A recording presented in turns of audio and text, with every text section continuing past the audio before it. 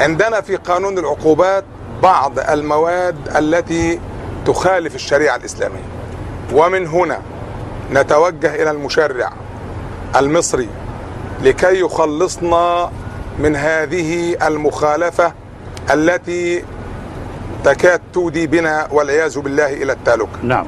وأن يكون قانون العقوبات المصري من أوله من ألفه إلى يائه قانونا إسلاميا بحتا. وكما تعلم فإن القانون العقوبات فيه تنقسم إلى حدود وتعازير.